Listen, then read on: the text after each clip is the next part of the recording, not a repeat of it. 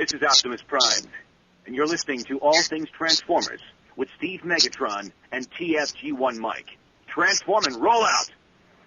You're listening to All Things Transformers, Episode 35, recorded Saturday, December 5th, 2009. Transformers, all it needs to Transformers, robots in disguise. Transformers, all it needs to Transformers, robots in disguise.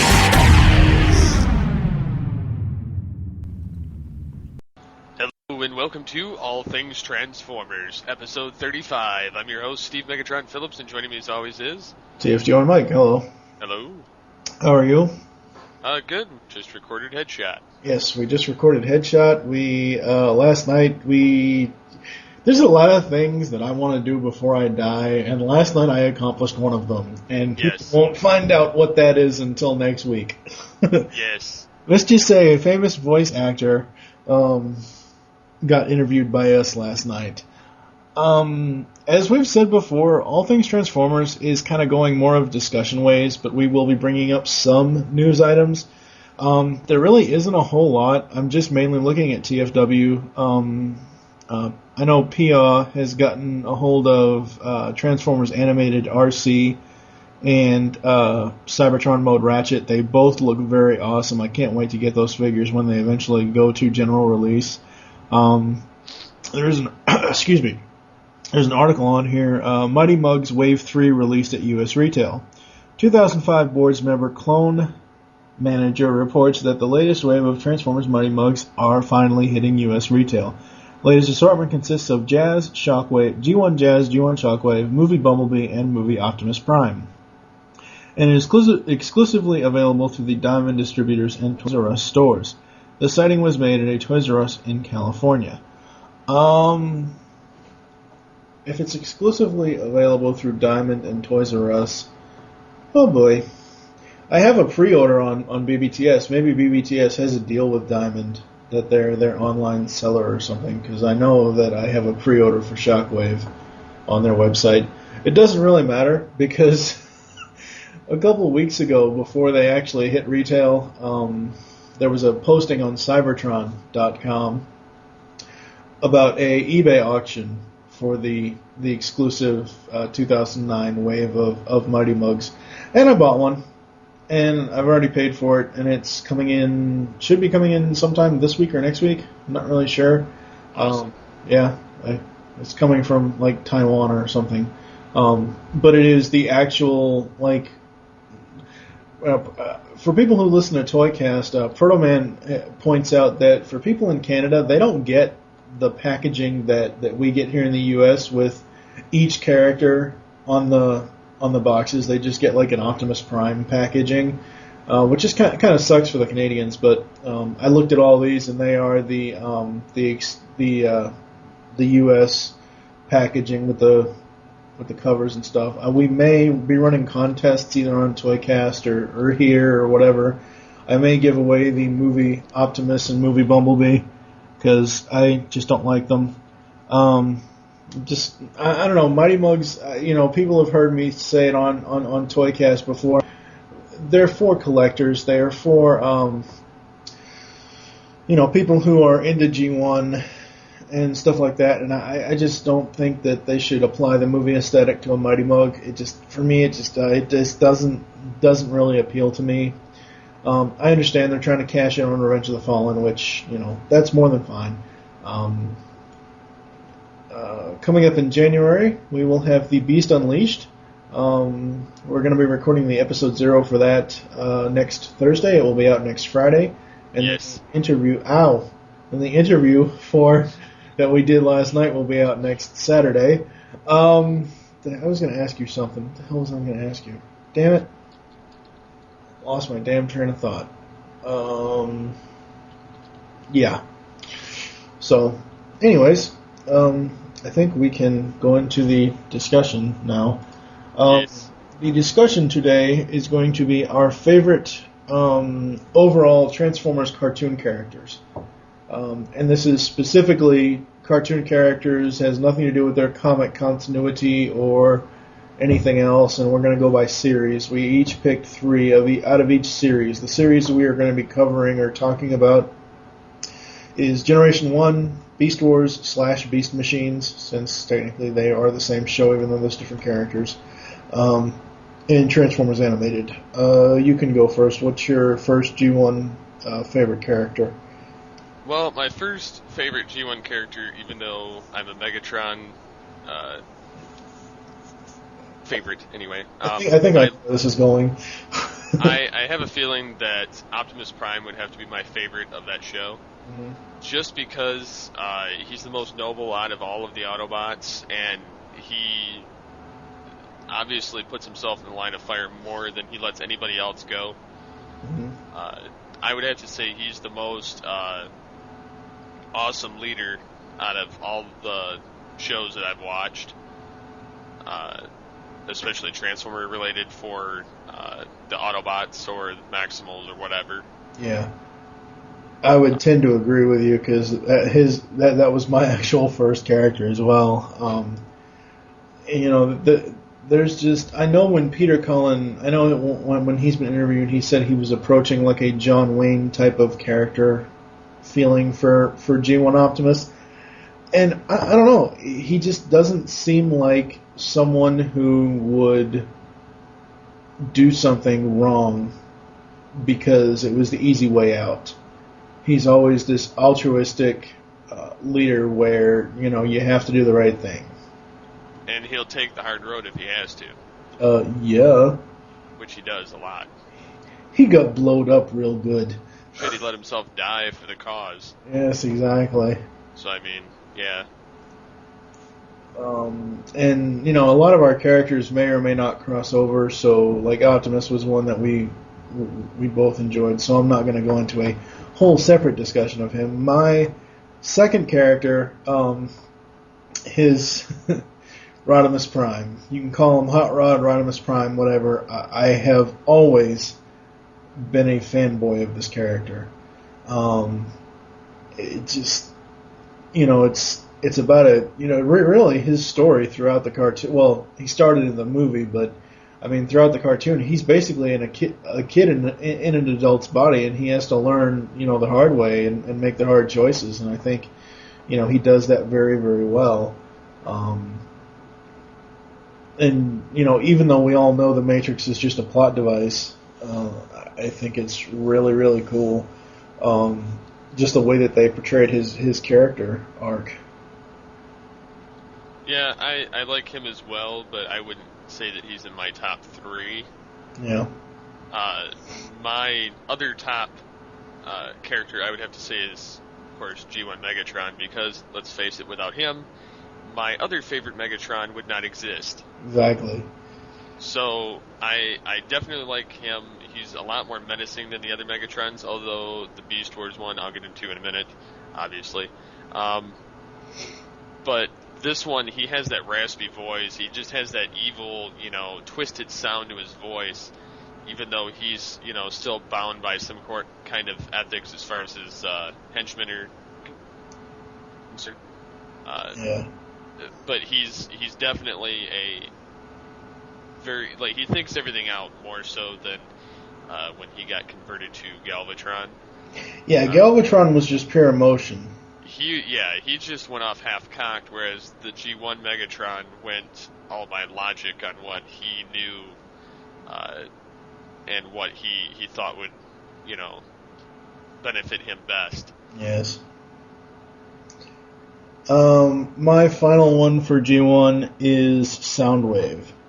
For some odd reason, I don't know if it was my obsession with cassette decks back in the 80s or what it was, but I always liked Soundwave and his little minions. He was just really super cool. On that same vein, I did like Blaster, but Blaster really isn't... I like Blaster, he's cool, and I like his cassettes, but he's really not... Soundwave is what did it for me. I had a friend a long, long time ago who actually had a Soundwave toy, and I tried to steal it a couple of times. Didn't work, but I tried to. Nice. Because I just loved the G1 Soundwave character, and of course you have Frank Welker's voice vocoded to have that really, really cool robotic sound. Which sadly they left out of the new movie. Yeah, but I can understand, people. Alright, first of all, I am a G1 fan, first and foremost. I will always be a G1 fan. I will always be that obsessed. In the recesses of my mind, I will always be that obsessive fanboy from G1. However, in this day and age, with all the technology and all the blah, blah, blah, I can see why they didn't go that route. Because they wanted something a little bit more menacing, and even though technically it is the Dr. Claw voice, it sounds a lot better for the character model in the film than it would have, I think, if it was the G1 voice. Yes and no. It's debatable. Yeah, oh yeah, it is. Who is your first Beast Wars Beast Machines choice? I didn't say my final oh yeah, sorry. G1. Sorry. My final G1, I would have to say, is Starscream. Yes. Yes, because I like the job Chris Latta did on the character, as well as I just like Starscream's whininess and drive to try and become leader of the Decepticons, undermining Megatron all the way until the bitter end at the hands of the resurrection of Megatron. Mm-hmm. Although that still didn't stop him. If you think about it, between Beast Wars and or between G1, Beast Wars, Beast Machines, Starscream's been alive all that time. Yeah, he's about the only one from G1. Well, not really. I mean, it did show Soundwave. Well, yeah, Ravage, but it showed when Megatron. I mean, and we're going to get into this once we get into Beast Unleashed, but in the agenda, when Megatron's on the Ark, it shows G1 Soundwave and it shows G1 Optimus. Granted, Megatron tries to blow his head off, but they did show some of the G1 characters. Okay, who is your first Beast Wars, Beast Machines character? Like we don't already know. Dun, dun, dun. Megatron. Yes. Yes, I would have to say that is my ultimate favorite Beast Wars character. Although when I first started watching the show, the funny part about it was I adopted Optimus Primal as my favorite to begin with, and then which I created my online persona as Optimus Primal. When I first created my knockoff of the original Maximal Central site. Shortly thereafter, I got bored with the name, and I decided that Megatron sounded so much cooler after watching the rest of the show. And, so I've kept that name ever since, although that's also where I got my inspiration for PredaconEmpire.com was through Megatron. Right. I love the sound of the voice. I love the work that David Kay does on that. And I think with Beast Wars Megatron, he has...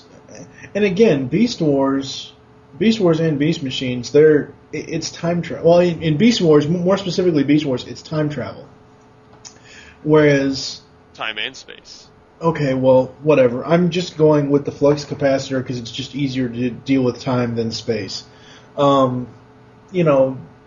come from a different time. They come from a time in the future, and they go back to prehistoric Earth before, somewhere in between, like G1 happened, they crashed on Earth, and then it went 4 million years later. So sometime in between 1984 and the 4 million years before it, you have the Beast Wars characters coming in, and I think, honestly, the Beast Wars Megatron is the smartest Megatron of all. Beast Wars and Beast Machines, because there really is no difference between the character at all. It's the same character. It's just the design changes as far as the look of the character.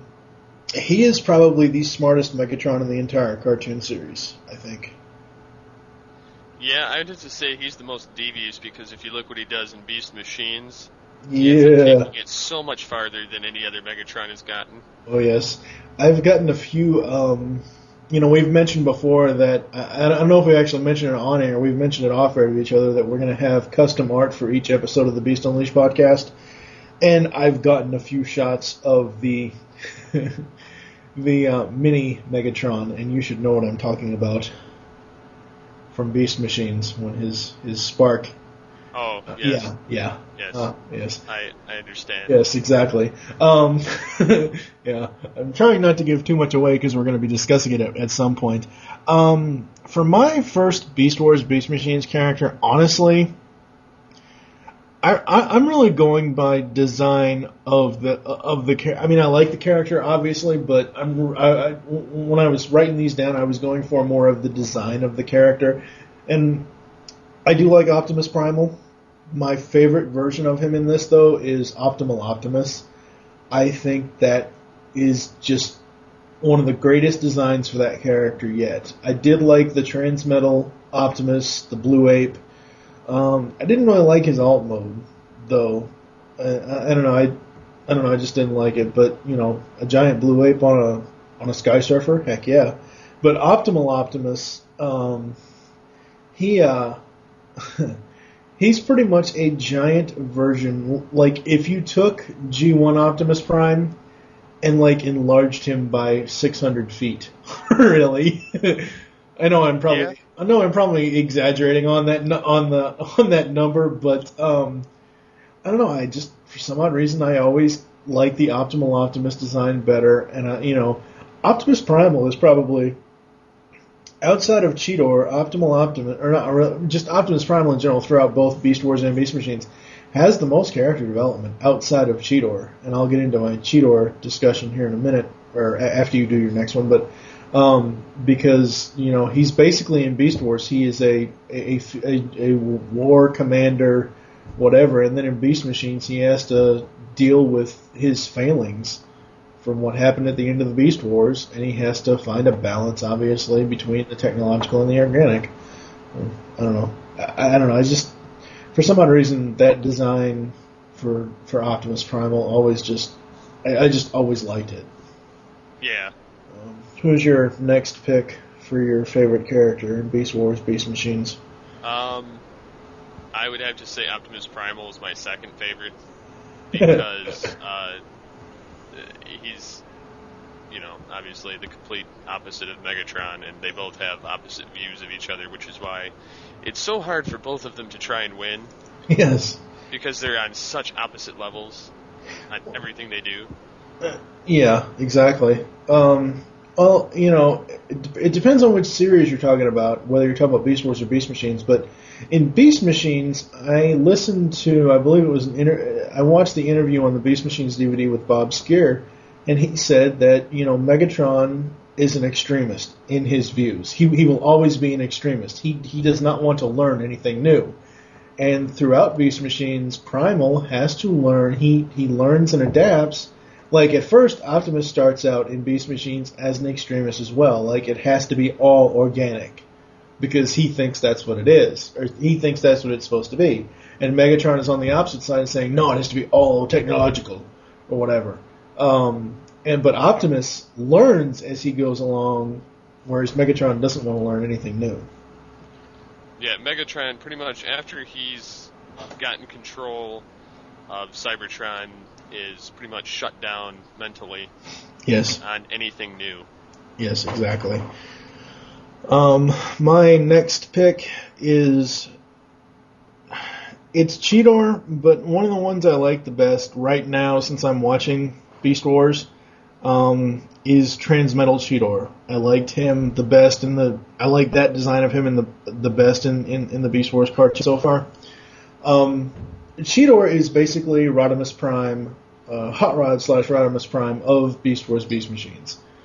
He starts out as a real young kid, real young cadet type, and as the cartoons go along, where, eventually by the end of Beast Machines, he is the new leader. A lot has changed since the Beast Wars ended and Beast Machines started, and he learns as he goes. I mean, there are even a few episodes in Beast Machines where he actually removes Optimus from command because Optimus can't make, sound decisions at the time. The Cheetor toys. I mean, I know we're talking mainly characters, but the toys, I don't know. I looked up on Cybertron.com about the Transmetal Cheetor, and I think that is the one that most translates from the cartoon design to the toy. I did have the Transmetal 2 Cheetor toy. I never took it out of the package because I read the instructions and it looked so hard to transform. And I eventually sold it. I don't know. I mean, now that I'm starting to get back into collecting, not really on a major scale, but I'll buy toys here and there or whatever. But Cheetor for me, honestly, is probably if somebody told me that I had to pick a number one character out of Beast Wars and Beast Machines, it would be Cheetor. It just would be because he is so much like Hot Rod and Rodimus. He just is. Yeah. I think my final favorite character in this would have to be... Damn, through the Beast Saga. That makes that difficult. Yeah, it does. Because those are obviously my top two favorites. Yeah. I would have to say probably Rat Trap. And I'd have to say Rat Trap because he's such a smartass through the whole show. We're all gonna die. Yeah, and, well, he didn't really do any of that in Beast Machines, which kind of sucked to not see him do any of his kind of original characteristics. It's kind of like he just kind of got thrown by the wayside.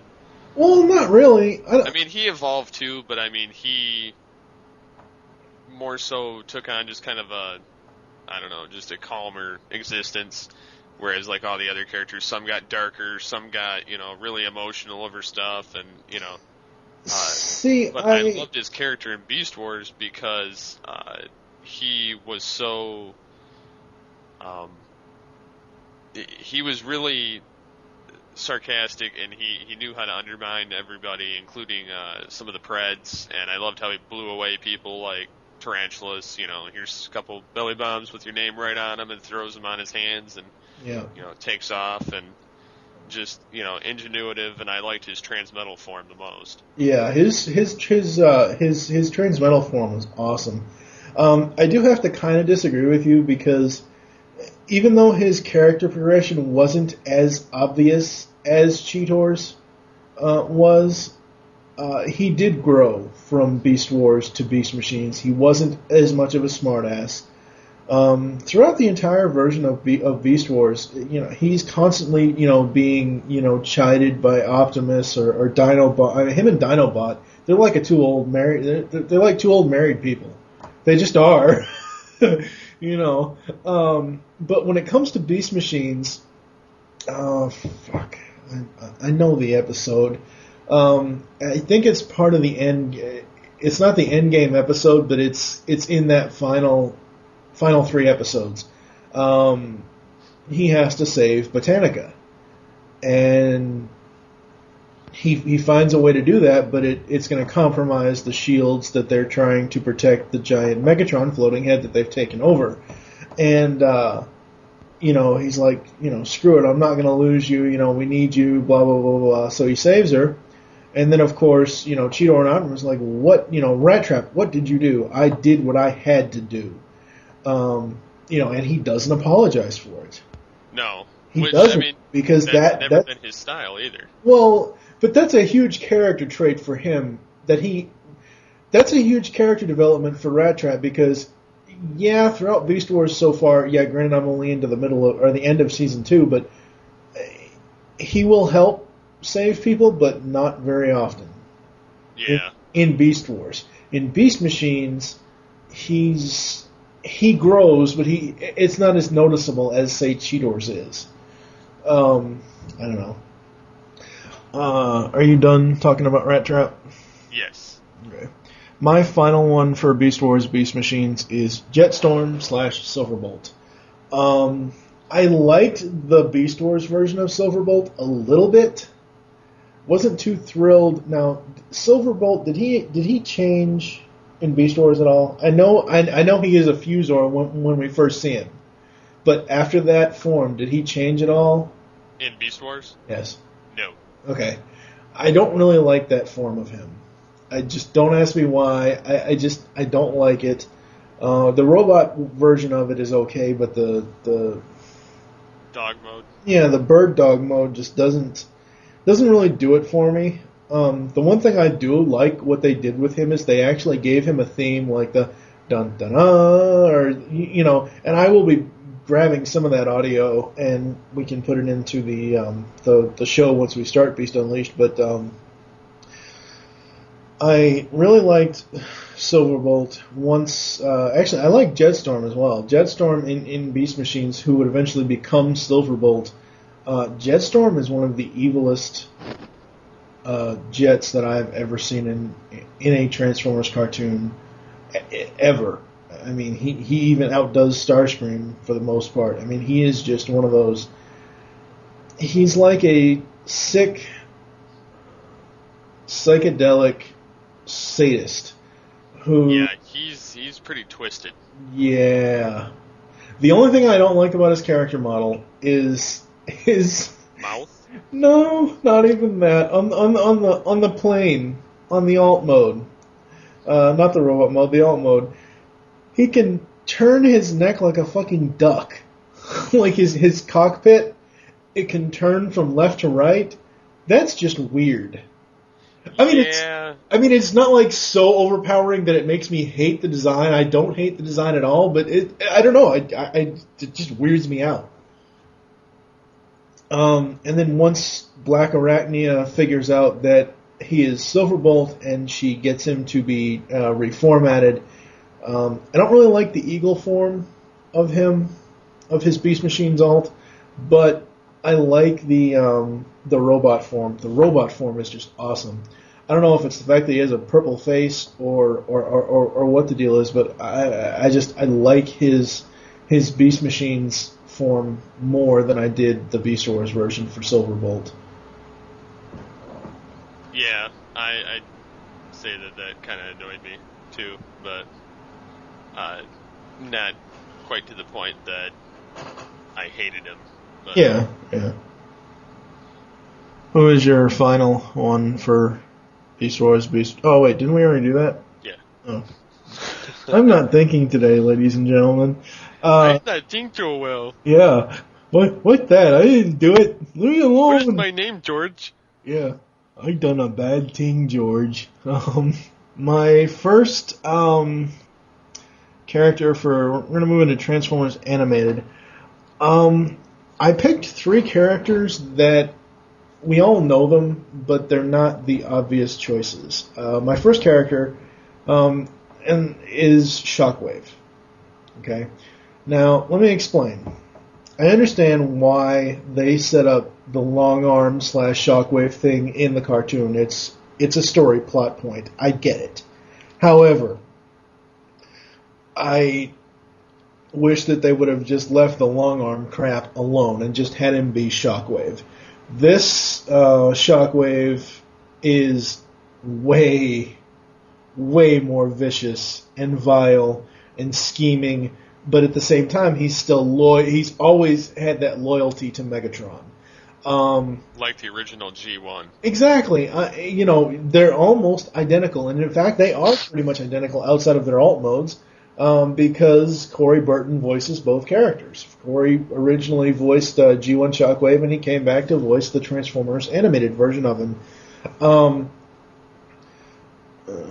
And I think that Mr. Burton put a very, very dark voice into Shock. I mean, it's still the G1 Shockwave. We never really heard talk that much.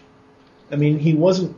There are a couple of episodes in like the first and second season of G1 where he does like talk to Megatron through the TV or the radio comlink or whatever, but we never really heard him talk that much. No, not really. And in Transformers Animated, oh my god, this has got to be one of the best Shockwaves ever. And I love what they did with him in season 3. He is gray for the most part of the cartoon, and I don't know if it was a plan to do this in the cartoon because a repaint of it came out. but there was a Target exclusive purple Shockwave, G1 colored Shockwave in the Transformers animated colors, or in the Transformers animated style. And I have that figure. It's in the other room, and it's just so. I think it makes the character look that much better than it does the gray version. And they did that in the cartoon. Close to the end of season 3, they have a scene where Shockwave says, "Yes, Lord Megatron, I can serve you finally in my true form," and he changes from gray to purple. And when I saw that scene, I was laying on my bed, and I almost fell off my bed when I saw that. My jaw dropped 3 stories down. Yeah, I definitely like that character as well. Yes. Who is your first animated pick? See, animated was kind of hard for me to read to begin with, considering I had doubts about it when it first aired. I did too, but after a while, I've come around to it. Yeah, I've come around to it as well, but I'd have to say the Optimus Prime, not only because it's David Kaye, but just because it was a different change to the Optimus Prime character, whereas most of them he's been, some old veteran of everything and seen all, done all type thing. Yeah. And it was just nice to see a fresh look on his particular character. Yeah. Instead of just, being done with the same old type stuff. And just having him inexperienced and not the first in command, although he ended up, to the point where he grew to the status of the original by the end of the show. Right. I think with Optimus in TFA, I read on the TFW 2005.com, they did an interview with Mr. K, and they asked him about the sound of Optimus. They said that, this is supposed to be a younger Optimus. It's not supposed to be the Optimus we all know. And they asked him, how did you approach the voice? Did they want you to have a younger sounding voice? He said, honestly, they wanted that, and we recorded it like that a little bit, but that's pretty much his own voice. It's a little bit higher pitched, but it's pretty much David Kaye's everyday voice that he uses. And I think that, that works a lot better than a younger sounding voice for Optimus. Oh, yeah, no doubt. My second favorite character for animated is Blur. The Blue Racer. And one of the reasons why I like Blur in animated, he has a very sleek, futuristic car design. John Machida Jr. Reprises the role as Blur. I don't think that you could have gotten anyone else to do Blur, because Blur has always been the fast talker. There's only one episode in the entire G1 series where he actually talked like a normal person. Really slow, and he enunciated each line that he said. But it was just so awesome to see him in this, and to hear Machida do the voice again. I have the deluxe toy of him. Actually, I have 2 of them. I have a robot version and a car version, and it's just so awesome. Unfortunately, my previous favorite character had to kill him. Very, very unfortunate. Turned him into a cube. You have to say it was a pretty crappy way to kill him in some senses, but also brilliant on the character of Shockwave's part. Yeah, he just hands the cube to Cliffjumper and says, put this in the incinerator. It's just trash that I had laying around. Or he says, actually, I believe, I don't know the line right now. I'd have to go back to my Season 3 episodes and watch the ones that I have downloaded. But I believe he actually says something to the effect of, it actually gives a hint as to what it is. And it's funny, when I first got my, I believe I got Shockwave, no, I got Blur before I got my Shockwave, my purple Shockwave. And as soon as I got my purple Shockwave, the first thing I did was I took Blur out, had Blur laying on his back, and I had Shockwave basically standing over him with Shockwave's very long gun pointed right at his face, and I took a picture of it, and I put it online a long time ago, a few months ago.